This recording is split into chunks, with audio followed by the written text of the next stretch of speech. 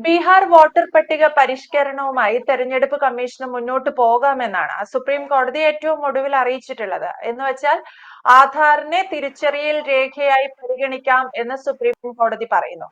അപ്പോൾ ബീഹാർ നിയമസഭാ തെരഞ്ഞെടുപ്പിൽ ആരെയും വോട്ട് ചെയ്യിപ്പിക്കാം എന്നുള്ള ഒരു നിലപാടിലേക്ക് പ്രതിപക്ഷം ഉൾപ്പെടെ എത്തിയിരുന്നു. അവിടെയാണ് സുപ്രീം കോടതി കൃത്യമായി ഒരു നിരീക്ഷണം നടത്തിയിരിക്കുന്നത്. തെരഞ്ഞെടുപ്പ് കമ്മീഷൻ എന്ത് ചെയ്യണം എന്നും വ്യക്തമാക്കിയിരിക്കുന്നത്.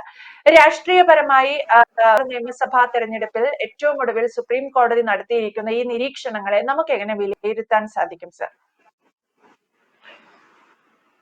സുപ്രീം കോടതി അവിടെ തർക്കം ഉന്നയിച്ചത്, ബീഹാറില് തർക്കം ഉന്നയിച്ചത് ലാലു പ്രസാദ് യാദവിന്റെ പാർട്ടി കോൺഗ്രസ് ഒക്കെയാണ് അതിൻ്റെ അകത്ത് തർക്കം ഉന്നയിച്ചിരിക്കുന്നത്.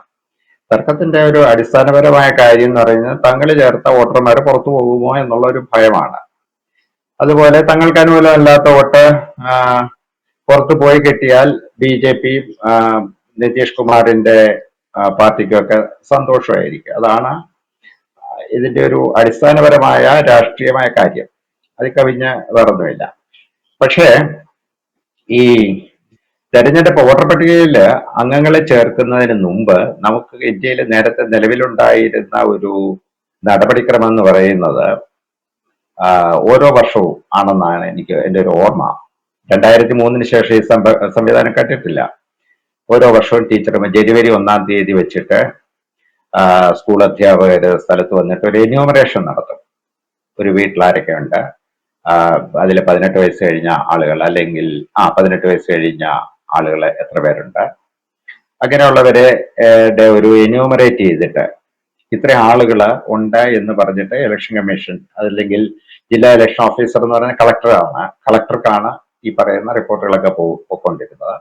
എന്നിട്ട് കളക്ടർ അത് വെച്ചിട്ട് ഇലക്ഷൻ പട്ടിക പുതുക്കാനുള്ള നടപടിക്രമങ്ങളിലേക്ക് പോകുന്നതായിരുന്നു പണ്ട് ഉണ്ടായിരുന്ന ഒരു ശീലം.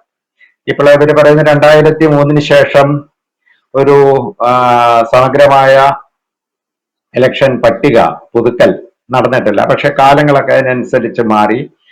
ബ്ലോക്ക് ലെവലും ബൂത്ത് ലെവലും ഒക്കെ ആയിട്ടുള്ള ഓഫീസേഴ്സ് വന്നിട്ട് ഈ എമിഗ്രേഷന്റെ മറ്റൊരു രൂപത്തിലുള്ള സംവിധാനങ്ങളൊക്കെ ചെയ്തുകൊണ്ട് വന്നിരുന്നു. ഇപ്പോഴ് ബീഹാറിൽ സംഭവിച്ച എന്താണെന്ന് പറഞ്ഞാൽ, ബീഹാറിലെ ഇലക്ഷൻ കമ്മീഷൻ അല്ലെങ്കിൽ election commission of India identify ചെയ്ത ഒരു ഇഷ്യൂ ആണ്. അതിൻ്റെ അകത്ത് അനധികൃത വോട്ടർമാരുണ്ട്. അനധികൃത വോട്ടർമാർ എന്ന് പറഞ്ഞു കഴിഞ്ഞാല് അവിടെ വോട്ട് ചെയ്യാൻ അർഹരായിട്ടുള്ളവരാണോ എന്നുള്ള ഒരു വിഷയമാണ് കോടതിയല്ല ഇലക്ഷൻ കമ്മീഷൻ അതിൻ്റെ അകത്ത് നിരീക്ഷിച്ചത്. അത് ഞാൻ ആദ്യം പറഞ്ഞതുപോലെ അതിന് ചില പൊളിറ്റിക്കൽ ഇമ്പാക്ട്സ് ഉണ്ട്. ലാലു പ്രസാദ് യാദവിനെയും കോൺഗ്രസിനെയും ഒക്കെ ബാധിക്കുന്ന വിഷയങ്ങളുണ്ട്.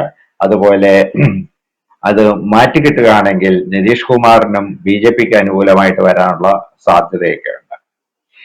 പക്ഷെ അവിടെ നടക്കുന്ന വാദങ്ങളൊക്കെ വാദങ്ങളുടെയൊക്കെ മുൾമുന കൊണ്ട് നിർത്തിയിരിക്കുന്നത് പൗരത്വം നിർണ്ണയിക്കാൻ ഇലക്ഷൻ കമ്മീഷന് അവകാശമുണ്ടോ അധികാരമുണ്ടോ എന്നുള്ള ഒരു പോയിന്റിലേക്കാണ്. ഈ കപിൽ സിബൽ എന്ന് പറയുന്ന ഇന്ത്യയിലെ ഏറ്റവും പ്രഗത്ഭനായ അഡ്വക്കേറ്റ് ആണ്. അദ്ദേഹം കോടതിയിൽ ഈ ചോദ്യം ചോദിച്ചു, ഇലക്ഷൻ കമ്മീഷന് പൗരത്വം നിർണ്ണയിക്കാനുള്ള അവകാശം എന്താണ്? ന്യായമായ ചോദ്യമാണ്. ഇലക്ഷൻ കമ്മീഷൻ പൗരത്വം നിർണ്ണയിക്കാനുള്ള ഒരു അവകാശവും ഇല്ല.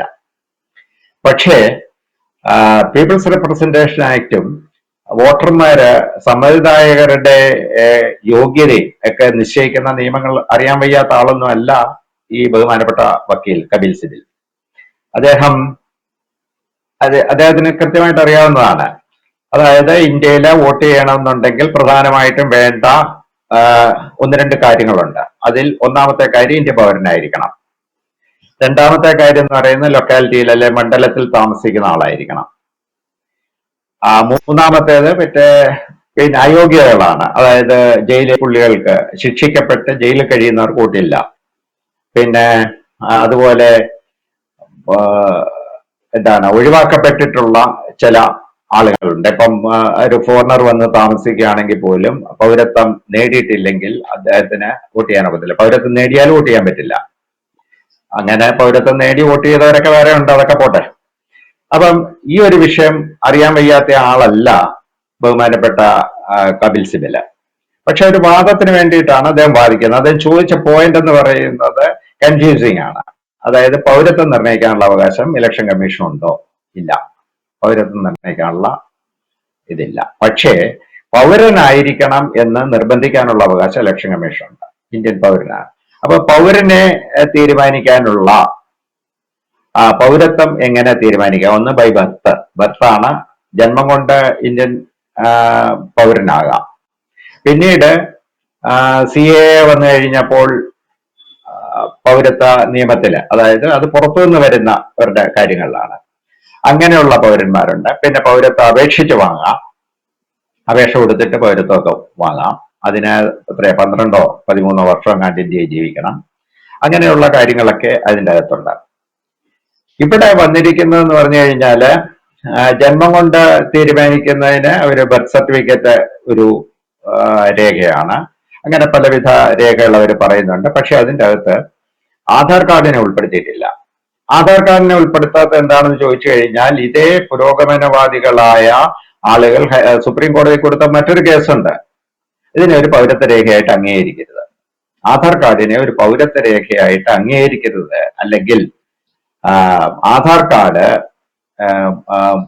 ഉപയോഗിക്കുന്നതിന്, അല്ലെങ്കിൽ ആധാർ കാർഡ് ഒരു നിർബന്ധിത രേഖയല്ല എന്ന് സുപ്രീം കോടതിയിൽ തന്നെ ഇവര് വാദിച്ച് നേടിയ കാര്യവുമാണ്. അത് മൻമോഹൻ സിംഗ് അതൊരു സിംഗിൾ ഡോക്യുമെന്റ് ആയിട്ട് പൗരത്വവും നമ്മുടെ ഡൊമൈസൈൽ, അതായത് അവിടുത്തെ താമസവും ഒക്കെ നിശ്ചയിക്കാവുന്ന ഒരു സിംഗിൾ ഡോക്യുമെന്റ് ആയിട്ട് കൊണ്ടുവരാൻ ശ്രമിച്ചിരുന്നതിനെ അട്ടിമറിച്ചതാണ്. ഇപ്പോൾ അവർ തന്നെ പറയുന്നു ആധാർ കാർഡിനെ നമുക്ക് ഒരു രേഖയായിട്ട് സ്വീകരിക്കണം. അത് സ്വീകരിച്ചുകൂടെ എന്ന് സുപ്രീം കോടതി ചോദിച്ചിട്ടുണ്ട്, ഇലക്ഷൻ കമ്മീഷനോട് ചോദിച്ചിട്ടുണ്ട്. അപ്പൊ ഇലക്ഷൻ കമ്മീഷന് അത് ആധാർ ഒരു അടിസ്ഥാന രേഖയായിട്ട്, പൗരത്വ രേഖയായിട്ട് സ്വീകരിക്കണം എന്നുണ്ടെങ്കിൽ, ഇതുവരെ ആധാറിനെ എതിർക്കുന്ന കക്ഷികളെല്ലാം കൂടെ കുഴിയിൽ വീഴുന്ന അവസ്ഥയാകും. നാളെ ഇപ്പൊ സംഭവിക്കാൻ പോകുന്നത്, ഗവൺമെന്റ് പറയുകയാണ് ആധാറിനെ നമുക്ക് പൗരത്വ രേഖയായിട്ട് സ്വീകരിക്കാം. പക്ഷേ അപ്പോൾ വരുന്നത് എന്താണെന്ന് പറഞ്ഞാൽ, പൗരത്വം തെളിയിക്കാൻ ആധാറിൽ കൂടെ പൗരത്വം തെളിയിക്കാനുള്ള രേഖകൾ ആധാർ കൈവശം വെച്ചിരിക്കുന്നവര് കൊടുക്കേണ്ടി വരും. അതോടുകൂടി എന്താണോ മൻമോഹൻ സിംഗിന്റെ സർക്കാർ ഉദ്ദേശിച്ചത്, അതിനുശേഷം വന്ന മോഡി സർക്കാർ ഉദ്ദേശിച്ചത് എന്താണോ, ആധാറിനെ ഒരു സിംഗിൾ സിറ്റിസൺ കാർഡായിട്ട് ഉയർത്തിക്കൊണ്ടുവരാൻ ഇവര് അറിഞ്ഞോ അറിയാതെയോ പരിശ്രമിക്കുന്നു എന്നുള്ളതാണ് എനിക്ക് മനസ്സിലായിട്ടുള്ളത്. ഇതിൽ സംഭവിക്കാനൊന്നുമില്ല. ഇതിലെ ഇലക്ഷൻ കമ്മീഷന്റെ സ്റ്റാൻഡാണ് കറക്റ്റ്. ഇന്ത്യൻ പൗരനാണെന്ന് തെളിയിച്ചേ പറ്റൂ. ഇന്ത്യൻ പൗരനെ ഇന്ത്യയിൽ വോട്ട് ചെയ്യാൻ പറ്റൂ. അത് ആ സ്ഥലത്ത് താമസിക്കുന്ന ആളായിരിക്കണം. പല സ്ഥലത്തുള്ള, അതായത് നമ്മള് ഈ നർമ്മഭാവനയിലൊക്കെ കണ്ടിട്ടുള്ള മരിച്ചവരൊക്കെ വന്ന് വോട്ട് ചെയ്യുന്നു എന്ന് പറയുന്ന സംഭവം ഒഴിവാക്കപ്പെടും. അല്ലെങ്കിൽ ഒരാൾക്ക് തന്നെ പല സ്ഥലത്ത് വോട്ടുണ്ടാകുന്ന കാര്യങ്ങളൊക്കെ ഒഴിവാക്കപ്പെടും. അതിൻ്റെ അകത്ത് ആധാർ ഒരു പൗരാവകാശ രേഖ കൂടി ആയിക്കൊണ്ട് മുന്നോട്ട് വരികയാണെങ്കിൽ ഇലക്ഷൻ കമ്മീഷനെ സംബന്ധിച്ചിടത്തോളം അത് ആശ്വാസകരവും, ഗവൺമെന്റ് ഓഫ് ഇന്ത്യയെ സംബന്ധിച്ചിടത്തോളം അതൊരു പുതിയ തുടക്കവുമായിരിക്കും. എന്തായാലും ബീഹാർ നിയമസഭാ തെരഞ്ഞെടുപ്പുമായി തെരഞ്ഞെടുപ്പ് കമ്മീഷന് മുന്നോട്ട് പോകാം. വോട്ടർ പട്ടിക ലിസ്റ്റ് എങ്ങനെ വേണം എന്നുള്ളത് തെരഞ്ഞെടുപ്പ് കമ്മീഷന് തീരുമാനിക്കാമെന്ന് സുപ്രീം കോടതി പറയുമ്പോൾ, പ്രതിപക്ഷം കാലക്കൂട്ടി തീരുമാനിച്ച അവരുണ്ടാക്കിയ അവരുടേതായിട്ടുള്ള ഒരു വോട്ടർ ലിസ്റ്റ് ഉണ്ട്. അതിൽ നിന്ന് പലരും പുറത്തു പോകേണ്ടി വരുമോ എന്ന ആശങ്ക കൂടി അവർക്കുണ്ട്. പ്രതിപക്ഷത്തിന്റെ ഇത്തരം ദുഷ്കരാശങ്ങളാണ് ഈ കേസ് സുപ്രീം കോടതിയിൽ നിന്ന് ഒരു വിധി വരുന്നതിലേക്ക് വരെ നയിച്ചത്. എന്തായാലും വ്യക്തമാണ്. Thank you, Ashok.